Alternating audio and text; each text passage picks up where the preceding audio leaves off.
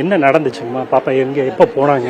2 மணிக்கு அவங்க கடைக்கு போயிட்டு வந்த 2 போனாங்க சார். ஒரு செகண்டு தான் போயிட்டு என்ன பண்ணியிருக்காங்க, முட்டாய் ஏதாவது வாங்கி கொடுத்துருப்பான்னு இருக்குது. வாங்கி கொடுத்தோன்னா வண்டியில் ஏறிஞ்சிருங்காட்டி அவள் ஏறி இருக்கிறா. பக்கத்தில் குடியிருந்து காலி பண்ணனவன் தான், அதனால் தெரிஞ்சவங்கன்னு காட்டி ஏறி இருக்கிறா.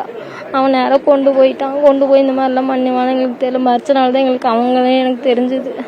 கூட போய் அவங்களும் சுற்றுனாங்களே எங்கள் கூட தொலாவுனாங்க சார். அப்போ எனக்கு சந்தேகம் இருந்தது அவங்க மேலே. எத்தனை வருஷமா அங்கே பக்கத்து கூட இருக்காங்க? அது எப்படி பழக்கமா? வீட்டுக்கு போய் 1 மாதம் தாங்க சார் ஆச்சு.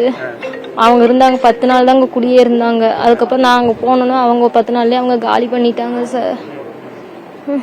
அவங்க எந்த ஊர் அதெல்லாம் தெரியுமா உங்களுக்கு? ஏற்கனவே தெரியுமா? பக்கத்து வீட்டில் தாங்க சார் இருந்தாங்க. பக்கத்து வீட்டிலேருந்து காலி பண்ணி பின்ன அடுத்த கட்டில் போயிட்டாங்க. அந்த கட்டில் தான் கடைக்கு போவா வருவா. அப்போ அவங்க மிட்டாய் வாங்கி கொடுத்துட்டு வண்டியில் ஏறி சொல்லியிருக்கிறா. வண்டியில் ஏறி இருக்கிறா.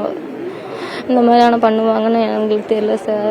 கடைக்கு போனால் ஒரு செகண்டு தானே வந்துருவாள்னு சொல்லிட்டு நாங்களும் பார்த்தா அதுக்கப்புறம் தான் ஆளை காணுமே நல்லா தொலாவித ஸ்டேஷனில் கம்ப்ளைண்ட் பண்ணோங்க சார். நீங்கள் பாப்பா காணணும் உங்களுக்கு உடனே தெரிஞ்சிருச்சா? நீங்கள் உடனே ஸ்டேஷனில் போயிட்டீங்களா? அரை மணி நேரத்தில் தெரிஞ்சதுங்க சார். அதுக்கப்புறம் ஒரு 7-8 மணிக்கு ஃபோன் பண்ணி சொன்னாங்க. அப்புறம் அவங்களாம் வந்து இதெல்லாம் நைட்டெல்லாம் வந்து தொலாவுனாங்க. நல்லா தொலைவி பார்த்தா அப்புறம் கிடைக்கல. அப்புறம் மறுச்சனால அவன் கூடவே தான் சுற்றிட்டு இருந்தான். அவன் தான் வந்து அவங்க இன்னொரு வண்டியில் போனான், அந்த வண்டியில் போனான்னு அவனே தான் மாற்றி மாற்றி எல்லாம் பேசினானுங்க. அப்புறம் பார்த்தா இவங்க இதெல்லாம் பண்ணியிருக்கிறாங்க. அதில் அந்த பொம்பளையும் சேர்த்து எல்லாம் பண்ணியிருக்குது. அவங்க பொண்டாட்டியுமே அவன் தம்பி, அந்த பொம்பளையோட தம்பி புருஷன் 3 பேர் சேர்ந்து தான் பண்ணியிருக்காங்க. என்ன பண்ணாங்கன்னு தெரியலைங்க சார். எல்லாம் பண்ணியிருக்கிறாங்க. அடிச்சு கொண்டிருக்கிறாங்களே சார். என் பிள்ளை வலியே தாங்காதே.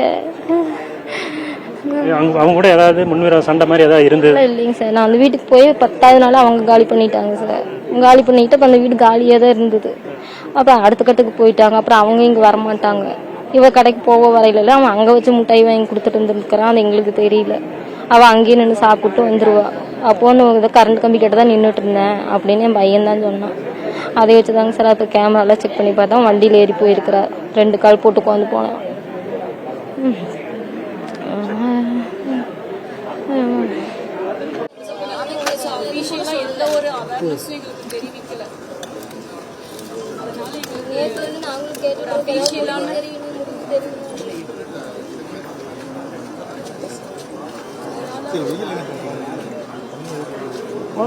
சைடில் போங்க அப்படியே சேர்ந்து அதே மாதிரி எங்களுக்கு நிவாரண நிதி ரொம்ப கஷ்டப்படும் சொன்னாங்க. ஸோ கவர்மெண்ட் சைட்லேருந்து எங்களுக்கு மேக்ஸிமம் சப்போர்ட் என்ன பண்ணி தர முடியும். அதே மாதிரி நீதி கிடைக்கல எங்களுக்கு. ஸோ நெக்ஸ்ட் டைம் வந்துட்டு இந்த மாதிரி ஒரு குழந்தைக்கு நடந்துச்சு அப்படின்னா அவங்க பயப்படணும். எங்களுக்கு இந்த குற்றவாளிக்கு கொடுக்குற தண்டனை கடுமையாக இருக்கணும். அப்போ தான் நெக்ஸ்ட் டைம் வந்துட்டு அவன் பயப்படுவான். அந்த அளவுக்கு கடுமையான ஒரு தண்டனையை வந்துட்டு கொடுக்கணும்னு நாங்கள் எதிர்பார்க்குறோம். ஸோ இந்த தண்டனை எங்களுக்கு இந்த ப்ராசஸ்க்கு எல்லாமே சிஎம் சார் சப்போர்ட்டாக இருந்து எங்களுக்கு